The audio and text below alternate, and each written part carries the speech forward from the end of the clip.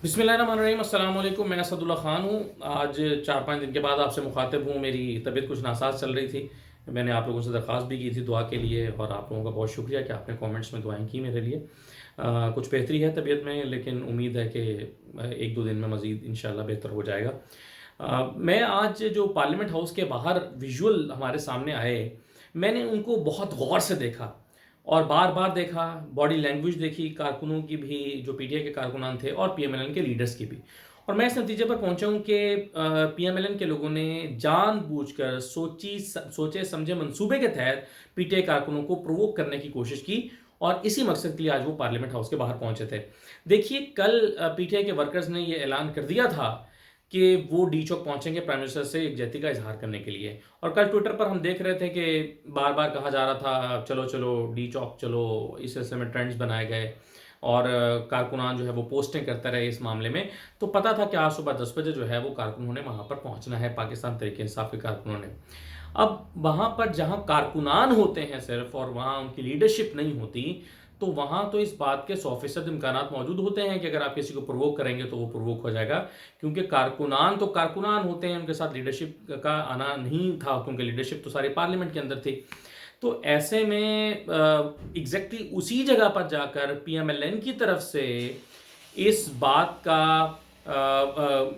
इस जगह का इंतखाब करना, और फिर वहाँ जाकर ऐसी तकरीरें करना, उनको मुश्तिल करना, और जानबूझ के लड़ाई झगड़े की सूरत हाल को पैदा करना, ये एक ऐसे सोचे समझे मंसूबे के तहत हुआ। और इसकी वजह ये थी, जो मुझे समझ आई वो ये थी कि पीएमएलएन ने ये ऐलान तो कर दिया था कि वो इस सेशन का हिस्सा नहीं बनेंगे। पीडीएम ने ऐलान कर दिया था कि उनका एक भी, 11 जमातों में से एक भी शख्स वहाँ पर नहीं जाएगा। ये पीडीएम ने अनाउंस कर दिया था।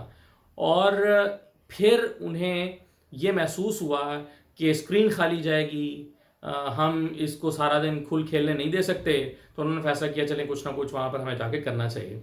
और वो एग्जैक्टली उसी मकाम पर पहुँच गए जहाँ पर कारकुनान खड़े हुए थे।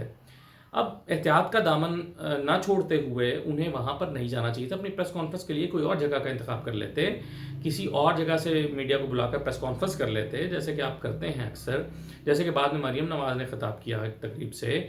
तो आपको उस जगह पर जाने की क्या ज़रूरत थी? फिर मैंने वहाँ पर यह महसूस किया कि जो मरियम औरंगज़ेब हैं, मुसद्दिक मलिक हैं, शायद खाकान अब्बासी हैं, वो कारकुनान की तरफ, ऐसी वीडियोस मौजूद हैं, आपने ज़रूर देखी होंगी, कि वह कारकुनान की तरफ बढ़ रहे हैं, कारकुनान पीछे की तरफ आ रहे हैं, और ये ऐसे उनकी तरफ चढ़ दौड़ रहे हैं कि ये उनको मारेंगे। और फिर शायद खाकान अब्बासी साहब ने 1-2 कारकुनों को थप्पड़ भी लगाए। अब खुदा न खास्ता ये हो सकता था कि जवाब में कारकुनान को पकड़ कर मारते और ज़ख्मी कर देते, तो ये ज़्यादा सूरत ख़राब हो जाती, लेकिन कारकुनान ने ये नहीं किया। उन्होंने 1-2 थप्पड़ तो खा लिए। फिर मुसद्दिक मलिक साहब ने भी धक्के दिए कारकुनों को, उन्होंने वो धक्के खा लिए, लेकिन खैरियत ये रही कि जवाबी हमला नहीं हुआ। वरना कारकुनान नौजवान मुश्तिल हो जाते हैं, और जवाबी हमला अगर वो करते तो ये बड़ी नामुनासिब सूरत हाल पैदा हो जाती। और अगर कोई एक आध किसी का खून का कतरा टपक जाता, तो उसको फिर पूरी तरह से नून लीग इस्तेमाल करती। शायद उनकी कोशिश ये थी। और मरियम औरंगज़ेब साहिबा जिस तरह से कारकुनान पर चढ़ दौड़ी, और कारकुनान ने उनसे कहा कि आप, एक दो कारकुनान जो थे उन्होंने कहा कि आप लोग, आप यहाँ से चले जाएं। तो उन्होंने चीख कर कहा, मैं क्यों चली जाऊँ, हम क्यों चले जाएं। तो जो सीन क्रिएट करना चाह रहे थे वो सीन क्रिएट हुआ।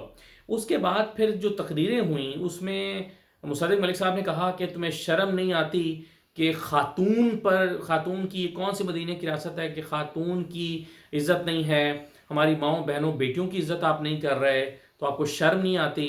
तो मुझे वो मॉडल टाउन याद आ गया। मॉडल टाउन में माओ बहनों बेटियों के साथ जो सलूक किया गया था, हामला ख़वातीन के पेट में गोलियां मारी गईं, और फिर उसका मुकदमा इसी पंजाब हुकूमत ने, जो नून लीग की हुकूमत थी, उन्होंने उन्हीं कारकुनों के खिलाफ मुकदमा दर्ज करवा दिया था। तो इंसानियत हमने देखी है मुख्तलिफ मौक़े पर, और भी जगहों पर देखी है। तो ये जो सूरत हाल रही, ये बड़ी नाखुशगवार थी। जो, और ये ऐसा नहीं था कि ये इत्तफाक से हो गया, ये बिल्कुल वीडियोस को अगर आप गौर से देखें और दोबारा देखें आप मेरे कहने पर, तो आपको नज़र आएगा कि यही मंसूबा था एग्जैक्टली जो बनाया गया था, और इस मंसूबे को में रंग भरने की कोशिश की गई। अगरचे वो पूरी तरह से कामयाब इसमें नहीं हो सके, क्योंकि कारकुनान का वो चाहते होंगे कि कारकुनान जवाबी हमला करें और फिर हम मजलूमियत की तस्वीर पेश करें, तो कारकुनान का जवाबी हमला नहीं हुआ। हाँ, अलबत्ता एक कारकुन ने जूता फेंक दिया एहसन इकबाल साहब के ऊपर, जो कि नहीं होना चाहिए था। ये भी नहीं होना चाहिए था। कुछ जगहों पर खबरें चल रही थी कि मरियम औरंगज़ेब को कहीं किसी कारकुन की टांग लगी, जिसको उन्होंने कहा कि टांग मारी गई। लेकिन कारकुनान का कहना यह था कि धींगा मुश्ती में और धक्कम पेल में उनको टांग लग गई। एनीवे जो भी हुआ बड़ा अनफॉर्चुनेट था। और इसकी तरफ जो पीडीएम की तरफ या पीएमएलएन की तरफ से जो पहल की गई वो नहीं होनी चाहिए थी। दूसरा, आज प्राइम मिनिस्टर ने जो है वो एतमाद का वोट ले लिया। 178 वोट उन्होंने लिए हैं। कल कोई मुझसे पूछ रहा था तो मैंने कहा था 178 से 180 वोट के दरमियान आएंगे, और मुझे कुछ दोस्त कहते हैं कि 174 आएंगे, लेकिन बहरहाल 178 वोट आए प्राइम मिनिस्टर के। और वो लोग जिन्होंने उस दिन गिलानी साहब को वोट दिया था, उन्होंने भी आज इमरान खान साहब को वोट दिया। अब कल मैंने ट्वीट भी की थी पीडीएम के हवाले से। मैंने कहा था कि अगर आप पूरे तमाद हैं और आपको लगता है कि आपने जो है वो आपके पास अक्सरियत मौजूद है, पीएम जो प्राइम मिनिस्टर इमरान खान है वो अक्सरियत खो चुके हैं, और उनके अरकान इसलिए उनको वोट नहीं कर रहे कि वो उनसे नाखुश हैं, और वो समझते हैं कि इमरान खान साहब की पॉलिसियां जो हैं वो इस तरह रही हैं कि उनके अपने अरकान उनका साथ नहीं है, तो ऐसे में तो उनको मौके का फ़ायदा उठाकर आज आना चाहिए था ईवान में, और इमरान खान से ज़्यादा वोट लेने चाहिए थे, और इमरान खान को कम वोट लेकर वो घर भेजते, चलता करते। लेकिन वो जानते हैं कि जो पीटीआई के कारकुनान, 4 के करीब कारकुनान को उन्होंने तोड़ा था पैसे देकर। वो डील सिर्फ जो है वो डील सिर्फ उस सेनेट के इलेक्शन के लिए थी, वो डील इनके लिए नहीं थी। और ये जो डील का मामला है वो यहाँ पर चूंकि ओपन बैलेटिंग था या ओपन शो ऑफ हैंड के तरीके से वोट होना था, तो यहाँ पर वो उन लोगों को नहीं ख़रीद सकते थे। तो ये जो इस पर मैंने उस दिन भी कहा था आपसे कि जब आप किसी का ज़मीर जगाते हैं तो ये कैसा ज़मीर है कि जो पैसे लेकर जाग जाता है लेकिन ऐलान नहीं करता।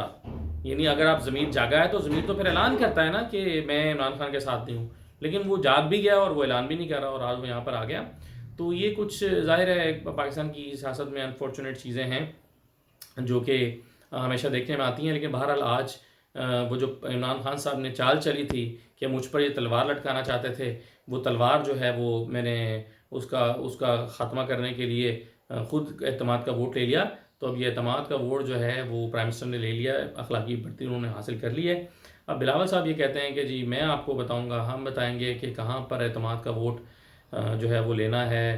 पंजाब में की तरफ वो इशारा कर रहे हैं कि जी पंजाब में हम आपको दम एतमाद ला कर दिखाएंगे। तो इतना आसान लगता नहीं है बज़ाहिर। अब देखिए सेनेट का जो चेयरमैन सेनेट का इलेक्शन है वो बहरहाल एक बड़ा मार्का है। उसमें पीडीएम की अददी अक्सरियत नज़र आती है, लेकिन पीटीआई भी दावा कर रही है कि इस बार वो ज़मीर जगा लेंगे लोगों का, या लोग उनको सपोर्ट करेंगे। देखिए आने वाले दिनों में होता क्या है। मुझे इजाज़त दीजिए, अल्लाह हाफ़िज़।